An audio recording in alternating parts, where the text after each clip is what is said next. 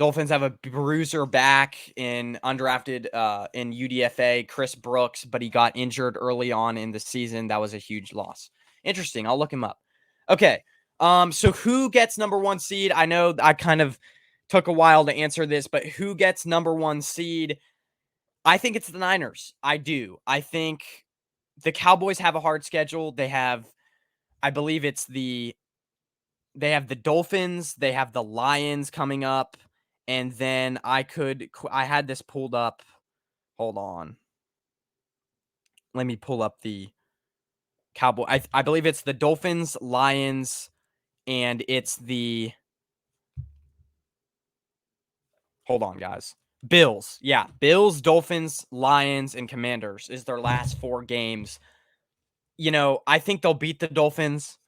I think they'll beat the Lions, but I don't know if they beat the Bills next week. I really don't. So, I mean, if they all, I think they're going to at least lose one of those games. And if they lose one of those games, then the 49ers have the number 1 seed. The Eagles, yes, they do have the easiest schedule. They have the Giants twice, they have the Commanders, and then they have the Seahawks. I believe it is. I think that's what the final 4 games for the Eagles are. But next week, they're going to get a Seahawks. First thing, the Eagles have to go on their second straight road trip to Seattle, one of the loudest stadiums in the NFL. And if you're telling me that a beat up, low morale Eagles team facing versus a Seahawks team that is getting Geno Smith back from injury, that is getting healthier, that game's going to be a lot closer than a lot of people expected. And so if the Eagles lose that game, then all the Niners have to do, like, the Niners obviously have to win out.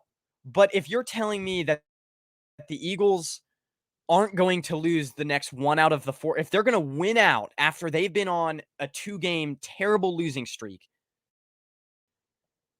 I don't believe it. I think the Eagles are going to at least lose one of the next 4 games because their confidence is so low, because I feel like the book is out a little bit on them, because Jalen Hurts is injured.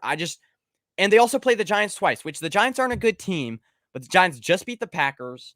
Tommy DeVito's looking better. I don't know. I think the Eagles lose 1 game. And so now all the 49ers have to do, I mean, they don't even, like, they might not even have to win versus the Ravens. And I think they have a good chance of winning versus the Ravens. But I think it's the Niners, going to be the Niners. I think the Cowboys lose one of the next 4 games. I think the Eagles lose one of the next 4 games. And I think the Niners could lose one of the next 4 games. But if they all lose 1 game within the next 4 games, the Niners are 1 seed, because they own the tiebreaker over both of those teams. So I think Niners get 1 seed. I think Niners get 1 seed. I just, my brothers will make the argument, hey, the Eagles have an easy remaining schedule. And I'd say, yes, it looks easy, but your team is not at full strength and they're not doing good right now. So the fact that you're expecting a team that is beaten up and bruised to win out is really hard to do. And Calvin's Hobbs brings up a great point. The Seahawks are desperate and did play the Cowboys and Niners very competitively. Yes, exactly. He brings up a great point.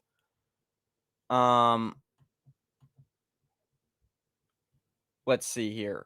Niners tried to have a main running back when they drafted Trey Sermon. However, it didn't pan out.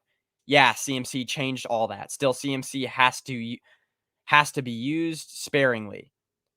That is like with, oh yeah, sorry. I'm reading all wrong. That is like with Achane. I don't even know what to call him. Achane. I agree. They have to definitely take the load off of him a little bit more. Let's see.